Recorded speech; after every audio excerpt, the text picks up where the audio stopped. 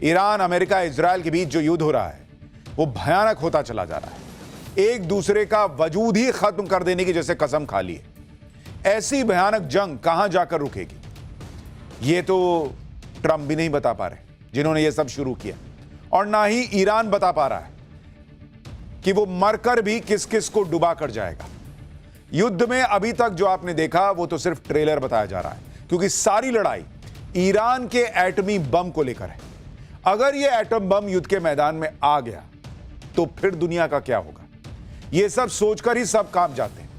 कैसे 5 दिन के युद्ध में अब सबसे बड़े खतरे का सायरन बज चुका है, देखिए जरा।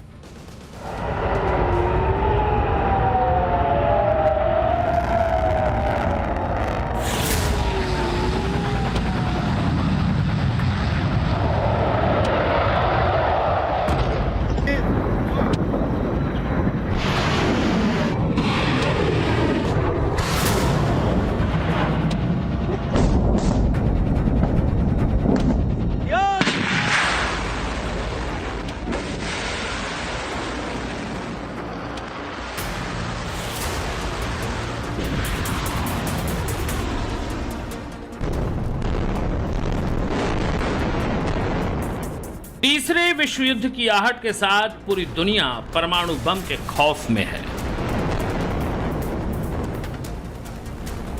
मिडिल ईस्ट में इसी परमाणु बम की वजह से तबाही मची हुई है।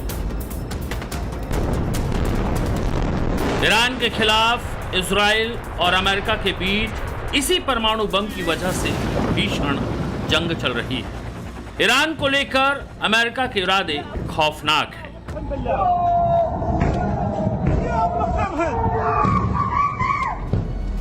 Combat operations continue at this time in full force, and they will continue until all of our objectives are achieved. We have very strong objectives, but America will avenge their deaths and deliver the most punishing blow to the terrorists who have waged war against basically civilization. They have waged war against civilization itself. An Iranian regime armed with long-range missiles and nuclear weapons would be a dire threat to every American. We cannot allow a nation that raises terrorist armies to possess such weapons. बम धमाकों की ये गूंज अब कहां जाकर और कब जाकर थमेगी, ये दुनिया को नहीं मालूम। अमेरिका और इजराइल लगातार ईरान पर ताबड़तोड़ हमले कर रहे हैं और इन हमलों के जवाब में ईरान भी जबरदस्त पलटवार कर रहा है। पूरा मिडिल ईस्ट बारूद की गंध से सराबोर है।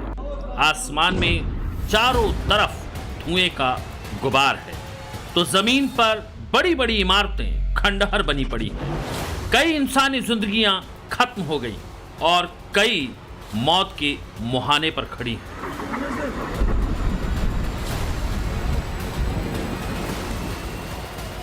खामेनेई को खोकर ईरान खूनी रथ पर सवार है।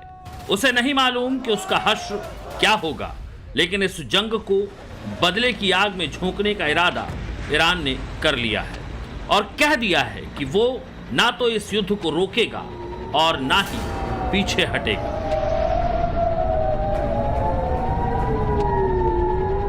खाड़ी के देशों में इस वक्त सिर्फ वॉर सायरन बज रहे हैं। आसमान में हर तरफ आग उगलते ड्रोन मंडरा रहे हैं। क्रूज मिसाइलें और B-2 बॉम्बर्स के साथ जंगी जेट ताबड़तोड़ हमले कर रहे हैं।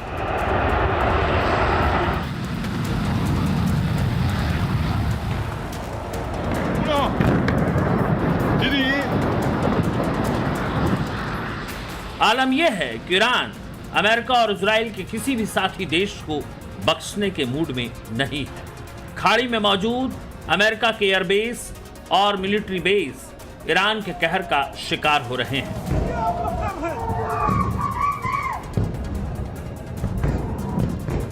ईरान की मिसाइलें और ड्रोन चौतरफा अग्नि वर्षा कर रही हैं।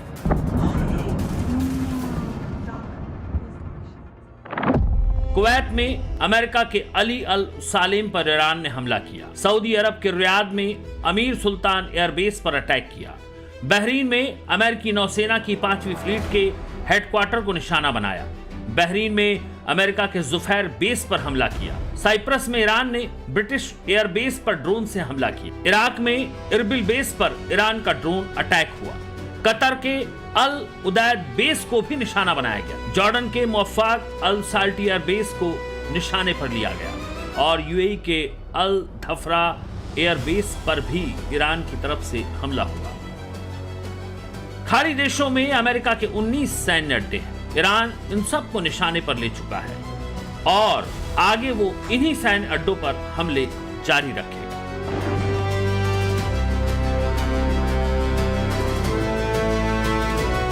इस्लामिक रिवॉल्यूशनरी गार्ड कोर यानी IRGC का एक बयान भी सामने आया, जिसमें उसने चेतावनी दी है कि वो अमेरिकी अड्डों और इजराइल पर हमला जारी रखे। बुरी तरह बौखला गया है ईरान। बौखलाहट उसके लिहाज से लाजमी भी है, क्योंकि उसने इस जंग में अपने सुप्रीम लीडर खामेनेई को खोया है।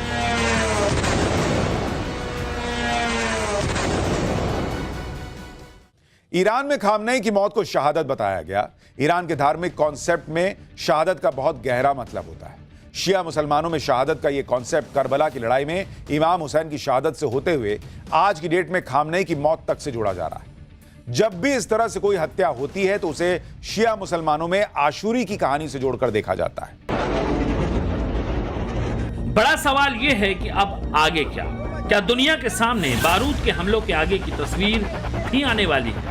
क्या तीसरे विश्व युद्ध की शक्ल लेता यह संघर्ष दुनिया को परमाणु हमलों की कगार पर लाकर खड़ा करने वाला है? क्योंकि इजराइल, अमेरिका और ईरान के बीच होने वाले इस युद्ध की जड़ में न्यूक्लियर पावर ही सबसे बड़ी वजह है।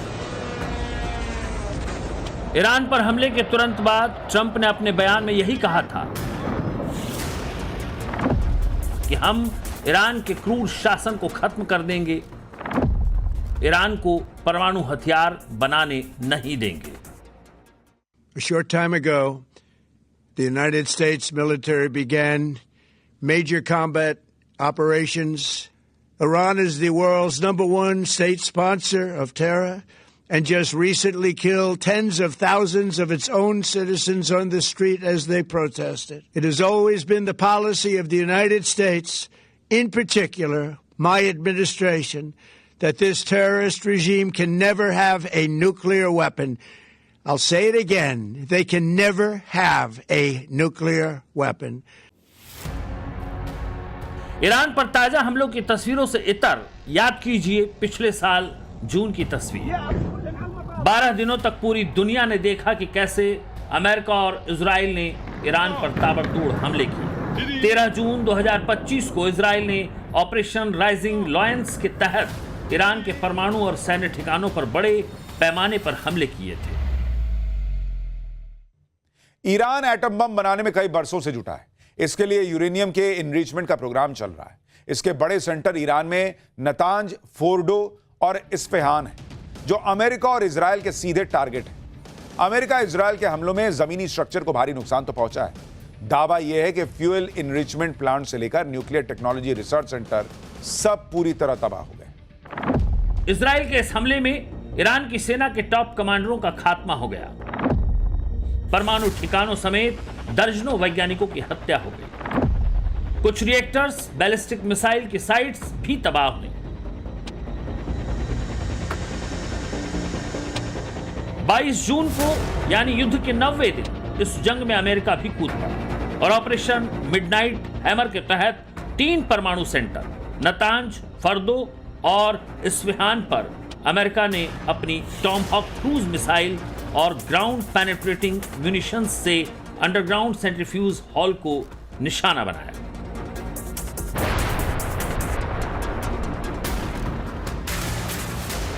फर्दो में तो अमेरिका ने गहराई में दबी यूरेनियम संवर्धन यूनिट को B-2 स्टेल्थ बॉम्बर से तहस नहस कर दिया।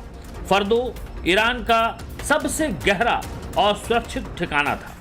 बंकर बस्टर बम से अमेरिका ने इस ठिकाने को बहुत ज्यादा नुकसान पहुंचाया। इस्फहान में टॉमहॉक क्रूज मिसाइलों से अमेरिका ने यूरेनियम कन्वर्जन सुविधा, स्टोरेज टनल, एंट्रेंस और तमाम भवनों को निशाना बनाया। यह पहली बार था जब अमेरिका ने किसी देश के परमाणु कार्यक्रम पर सीधा हमला किया था। नौसेना ने टॉमहॉक क्रूज मिसाइलें गिराई, B-2 बॉम्बर्स ने अमेरिका से सीधे उड़ान भरी और 18 घंटे के मिशन में ईरान के परमाणु कार्यक्रम पर डायरेक्ट अटैक किया गया।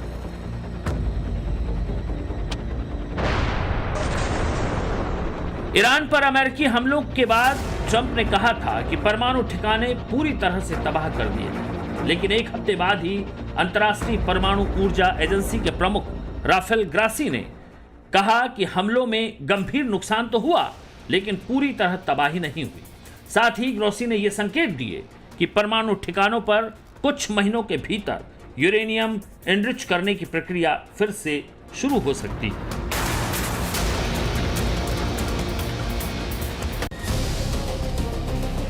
Natanz nuclear enrichment facility Iran और खामेनेई के खात्मे की वजह बना। यही वो ठिकाना है जिस पर इजराइल ने हमला करके ईरान की सालों की मेहनत और परमाणु प्लान के सपने पर पानी फेर दिया था। दरअसल साल 2007 के बाद से ही ईरान का यह परमाणु सेंटर खासा चर्चा में रहा। संयुक्त राष्ट्र की परमाणु निगरानी संस्था IAEA ने अपनी ताजा तिमाही रिपोर्ट में कहा था कि ईरान ने 60% प्योरिटी तक यूरेनियम इकट्ठा कर लिया है। अगर यह स्तर 90% तक पहुंच गया तो तकनीकी तौर पर इससे परमाणु बम बनाए जा सकते हैं। यूरेनियम की ये आखिर 90% शुद्धता क्या है जो ईरान के लिए सबसे बड़ा खतरा बन गई, जरा इसे समझिए। परमाणु बम बनाने में यूरेनियम का इस्तेमाल होता है, यह हर किसी को मालूम है, लेकिन कौन सा यूरेनियम? दरअसल खदानों से निकलता है यूरेनियम। दुनिया में यूरेनियम का उत्पादन मुख्य रूप से कजाकिस्तान, कनाडा और ऑस्ट्रेलिया में होता है। भारत में भी यूरेनियम की खदानें हैं। जो यूरेनियम खदानों से मिलता है उसके 3 प्रकार होते हैं। यूरेनियम 234, यह प्राकृतिक यूरेनियम का लगभग 99.3% होता है और इसका परमाणु बम में इस्तेमाल नहीं होता। यूरेनियम 238, यह प्राकृतिक यूरेनियम का बहुत कम यानी कि 0.01% से भी कम होता है और इसका भी परमाणु बम में इस्तेमाल नहीं होता।